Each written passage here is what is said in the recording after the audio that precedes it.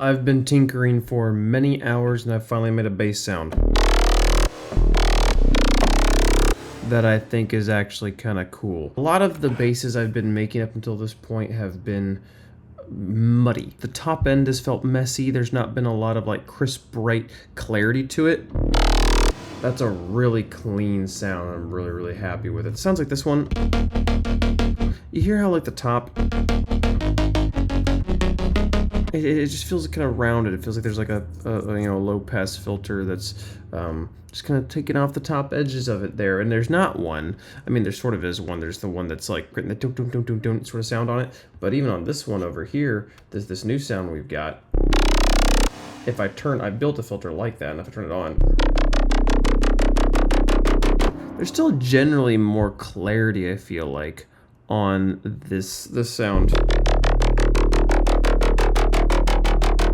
at its top end than the other one has. I got the idea of combining these two waves from a YouTube video. I've just been watching tons of like tutorials, trying to see if I can find anyone that's made a video that's kind of like got sort of the vibes of the sound I want. Antidote Audio had a tutorial about how to make a big growl bass, and I didn't follow the tutorial at all. I just opened the video. They suggested they put these two waveforms into place, and I was like, hold on, I don't need to see the rest of your video. I'm gonna mess around with these sounds. And moving the wavetable position on this Reese mess and this ICANN has kick, which both come native with serum. It creates this really, really cool sound. You've turned the filter off here. It's pretty cool. You turn off even the distortion. You still got a cool sound. I mean, at this point, none of the effects are on. And it's got this... I'm frustrated that I don't know what is different about this sound at its fundamental core than this sound over here. So much less of that like sound of like a really like what I've always called a saturated bass, which I don't think is at all what actually is the correct terminology. But I don't know, like it's low, but also has like high frequencies that don't have a smoothness to them, where I feel like I can still feel the waves, the peaks and troughs of the wave in this sound. Or on the other one, the higher sounds just smoothed it out. Where it was like there was a hum underneath, but there was also this over the top. Where this one, there's notes in there, but it's not like wah. It's like grrr. I don't know what I'm missing here that's making that happen. We're mainly just moving the wavetable position in both of these waves here. With a few different things. This little guy that just kind of like moves at the beginning on both of them, and then on this guy over here, it's this guy. It's this one, and then this guy has a click in place. I did have it moving kind of like gradually, but I give this almost kind of fart sound at the beginning that I didn't like, so we just have it kind of jump instead. They're all in envelope mode, so when I play a note, as long as I keep legato going, it won't re-articulate. And that long one, this guy here, is also controlling the drive knob,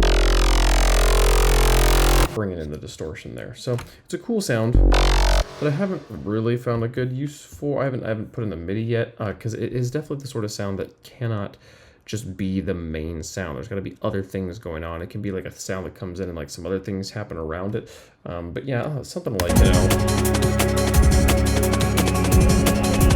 I am here tonight.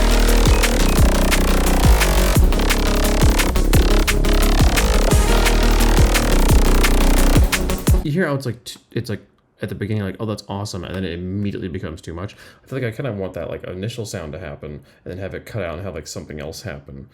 So we'll figure that out. As far as things I actually added today, the main thing was just a little bit of like kick hits here in this buildup.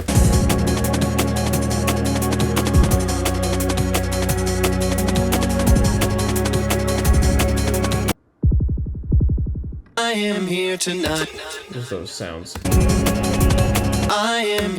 Also, I discovered I had looked up a few months back like a video of like the best free reverbs, because I just wasn't really happy with a lot of the reverbs in Logic. There was some that were recommended on this one video They recommended some Melda production stuff. I hadn't gotten any Melda plugins yet when I watched that video, so the name didn't really stick with me. And then I downloaded Melda for their like Clipper, I think it was, and then went back and rewatched the video, and they're like, "Hey, you should definitely check out like Charm Verb," and they had one other one. There was one other thing that they recommended in that same video, the Convolution EZ. These were two different reverbs that come for free from Melda, and I sat and like messed around with this reverb for a while, and it was really cool to be like, have someone recommend a plugin that I already had installed and didn't have to go and make myself. But yeah, especially for being free, super good reverb. I also sat there and compared it to some of the Hall reverbs in the Space Designer, and was disappointed to find that I felt they were actually quite similar, and that maybe my pickiness about the reverbs that were built in Logic was a little unfounded. But I swear there is something in there that I don't like about them. Not a lot of meaningful progress on the piece, despite sitting here for 2 hours and watching tutorials. I definitely thought about